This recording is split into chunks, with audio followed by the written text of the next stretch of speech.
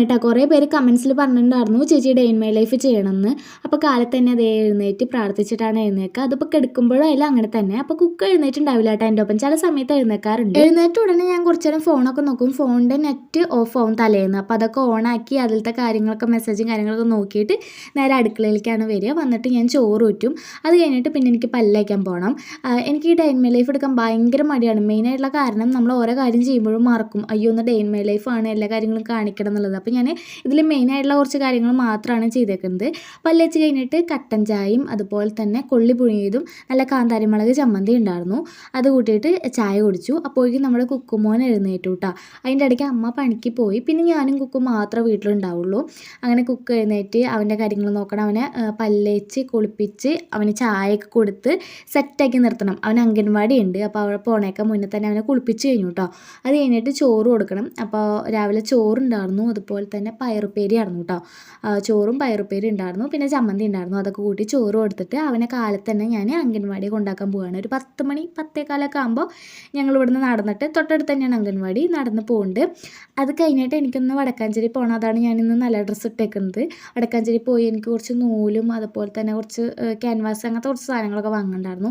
അങ്ങനെ നേരെ വടക്കാഞ്ചേരി പോയി വീട്ടിലെത്തിയിട്ട് ചോറുണ്ടില്ല കേട്ടോ. പകരം ഞാൻ ഒരു സാധനം വാങ്ങിയിട്ടുണ്ടായിരുന്നു. എനിക്ക് ഭയങ്കര ഇഷ്ടമാണ്. 6 വാങ്ങിയിട്ടുണ്ടായിരുന്നു. 3 ഞാൻ തിന്നു, 3 കുക്കുന് വെച്ചു. പിന്നെ വീടൊക്കെ ഒന്ന് ഒതുക്കാനുണ്ടായിരുന്നു. സംക്രാന്തി വരാൻ പോവാണ്. അപ്പം അമ്മോറിന് ഷോക്കേസ് കബോർഡ് അങ്ങനത്തെ കാര്യങ്ങളൊക്കെ ഒതുക്കി വെക്കാനായിട്ട്.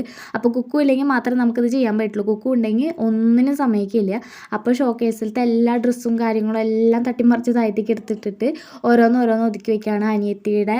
അനിയത്തിയുടെ കള്ളിയിൽ അവൾ നിൽക്കാൻ വരുമ്പോൾ അവൾക്ക് വേണ്ട ഡ്രസ്സുകളും കാര്യങ്ങളും, പിന്നെ എൻ്റേതായ കള്ളികൾ, അങ്ങനെ ഒരു 5-6 കള്ളി ഉണ്ട്. അതിലത്തെ 3-4 ഒതുക്കിയിട്ടുള്ളൂ. പിന്നെ 3 പിന്നെ ഒതുക്കാന്ന് വെച്ചിട്ട് എല്ലാം താഴത്തേക്ക് ഇടാൻ ഭയങ്കര എളുപ്പമാണ്. പക്ഷെ അത് ഓരോന്ന് മടക്കി വെച്ച് നല്ലത് പൊട്ടൊക്കെ വേർതിരിച്ച്, പിന്നെ പൊട്ടാന്ന് പറയുമ്പോൾ അത്ര പഴകിയതൊന്നുമല്ല, ഇത്തിരി യൂസ്ഫുള്ളായ കുറേ ഡ്രസ്സുകളൊക്കെ ഞാൻ ഇൻസ്റ്റാഗ്രാമിൽ പരിചയപ്പെട്ട കുട്ടികൾക്കൊക്കെ ഇങ്ങനെ കൊറിയർ അയച്ചു കൊടുക്കാറുണ്ട് കേട്ടോ.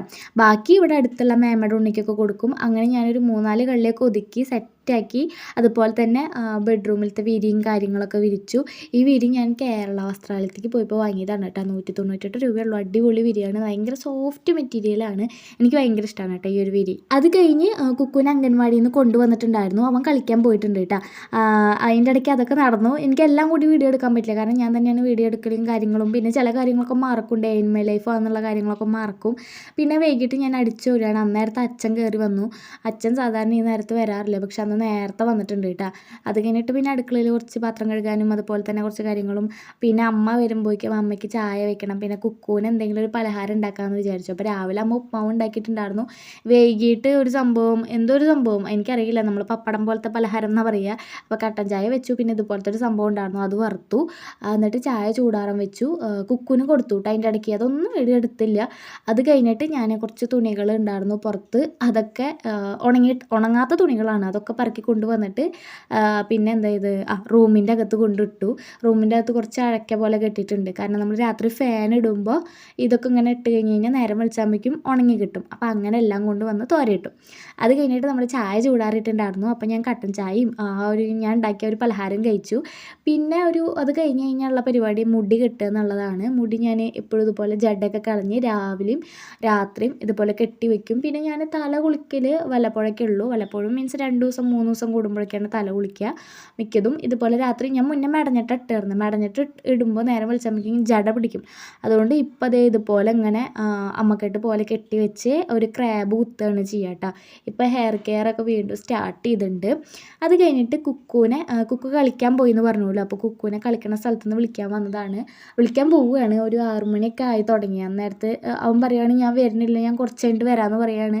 അപ്പോൾ ഞാൻ പറഞ്ഞു മഴ വരുന്നുണ്ട് വേഗം ആയോ എന്ന് പറഞ്ഞു. വരുന്നില്ല എന്ന് കണ്ടപ്പോൾ ഞാൻ അവിടുന്ന് അവനെ എടുത്ത് ഏറ്റിക്കൊണ്ട് വന്നു. പിന്നെ അവനെ കുളിപ്പിച്ചു, പിന്നെ ഞാൻ കുളിച്ചു, പിന്നെ ഞാൻ സ്കിൻ കെയർ ചെയ്തു. സ്കിൻ കെയർ ഒക്കെ ഇപ്പോൾ ഒരു 2 മാസമായിട്ട് ചെയ്യാൻ തുടങ്ങിയിട്ടുള്ളൂ. അത് കഴിഞ്ഞിട്ട് ഞാൻ വിളക്ക് വെച്ചിട്ട് നാമം ജപിച്ചു. അത് കഴിഞ്ഞിട്ട് അച്ഛൻ കൊള്ളിയും മുട്ടയും കൊടുത്തിട്ടുണ്ടായിരുന്നു. അത് ഞാൻ കുക്കുവിന് കൊടുക്കാമെന്ന് വെച്ചത്. അപ്പോൾ പക്ഷേ കുക്കു വേണ്ടാന്ന് പറഞ്ഞു കേട്ടോ. കുക്കു തൊട്ട് മുന്നേ അച്ഛൻ ബിരിയാണി കൊടുത്തിട്ടുണ്ടായിരുന്നു കുറച്ച്. അത് കഴിച്ചു കൂട്ടാ. അതുകൊണ്ട് അവൻ വേണ്ടാന്ന് പറഞ്ഞു. പിന്നെ ഞാൻ കഴിച്ചു. പിന്നെ ലാസ്റ്റ് എത്തിയപ്പോൾ അവൻ പറഞ്ഞു അവന് സോസ് ഒഴിച്ചിട്ട് വേണമെന്ന് പറഞ്ഞു. അപ്പം ഞാൻ സോസ് ഒഴിച്ചിട്ട് കൊടുത്തു. പിന്നെ രാത്രിയായപ്പോൾ നമുക്ക് മീൻ കറിയും മീൻ വറുത്തതും ഉണ്ടായിരുന്നു. അതൊക്കെ കൂട്ടി ഫുഡ് കഴിച്ചു. ഞാൻ മെയിനായിട്ടുള്ള കുറച്ച് കാര്യങ്ങൾ മാത്രമേ എടുത്തിട്ടുള്ളൂ. ഇതിൽ കുറേ കാര്യങ്ങൾ എടുക്കാത്തുണ്ട്.